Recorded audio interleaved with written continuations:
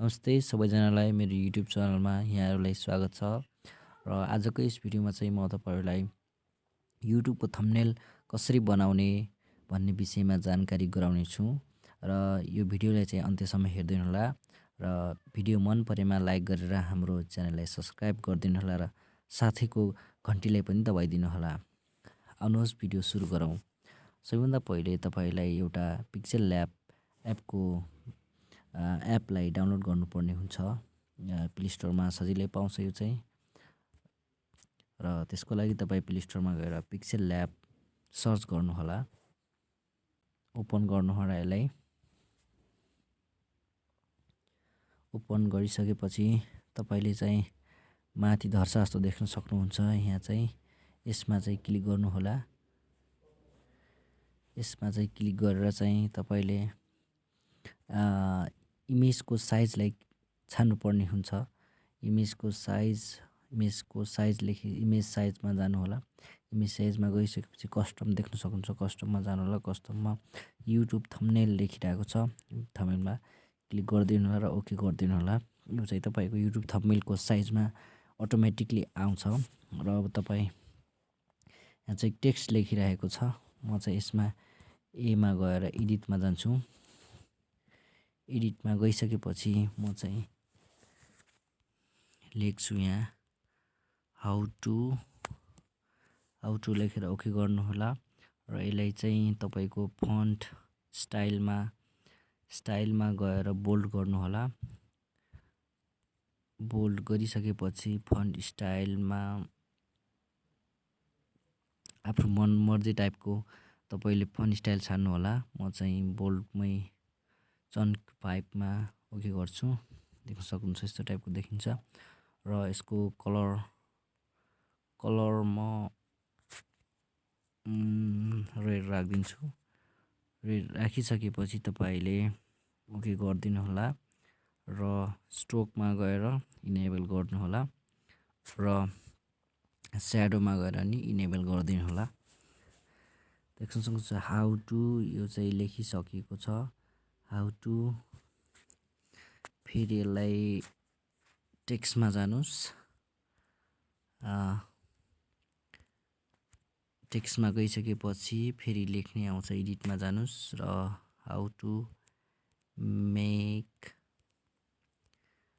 HD म चाहिँ यति लेखेर चाहिँ ओके गर्छु र ओके गरिसकेपछि यसलाई चाहिँ यहाँ ल्याउनु होला र यसलाई अघिनको जस्तै यसलाई फन्ट र कलरमा चेन्ज गर्नु होला।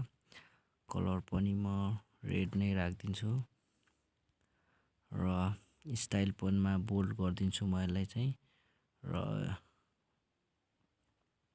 स्टाइलमा गएर कन्सिस गरेर ओके गरेर यसलाई स्ट्रोकमा गएर इनेबल गरिदिनुस्। स्याडोमा गएर इनेबल गरिदिनुस्। त्यो गरिसकेपछि देख्न सक्नुहुन्छ how to make HD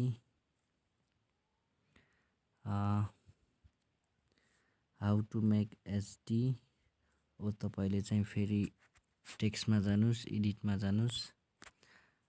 thumbnail लेखिदिनुस्। Thumbnail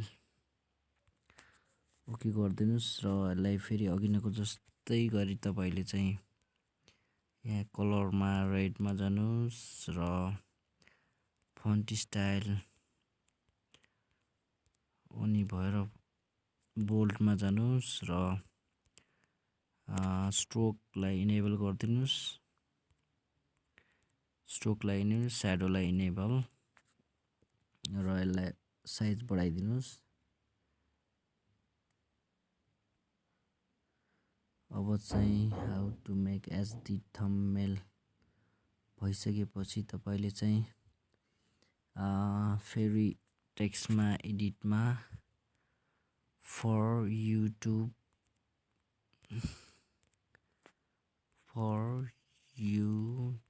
लेखिदिनुस् र यसलाई ओके गरिदिनुस्। ओके गरिसकेपछि म चाहिँ ओके गर्नुस् र फेरि अघिनको जस्तै कलर चुज गर्नुस्। अनि फन्ट चुज गर्नुस् र स्टाइलमा बोल्ड राख्नुस्। बोल्ड राखिसकेपछि marks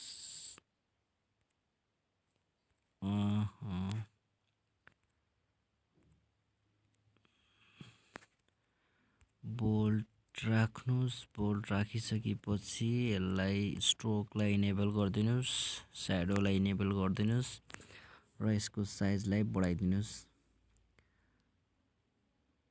how to make HD thumbnail for YouTube यति लेखिसकेपछि तपाईले चाहिँ आफ्नो स्टाइलले यहाँ फोटो यो साइजमा फोटो राख्न सक्नुहुन्छ। यहाँ चाहिँ आफ्नो फोटो र या कुनै इमेजको फोटो राख्न सक्नुहुन्छ।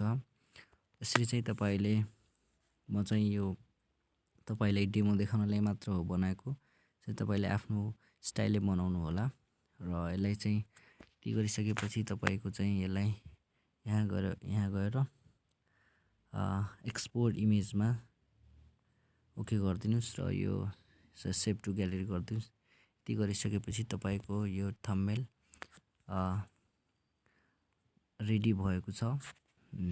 यसरी चाहिँ तपाईले पिक्सेल ल्याबको मद्दत लिएर एचडी थम्बनेल बनाउन सक्नुहुन्छ। हस् त आजको भिडियोमा यति नै। अर्को भिडियोमा फेरि अर्को टेक्निकल कुरा लिएर आउने नै छु। भिडियो मन परेमा लाइक गरेर हाम्रो च्यानललाई सब्स्क्राइब गर्न नबिर्सनु होला। हस्, धन्यवाद।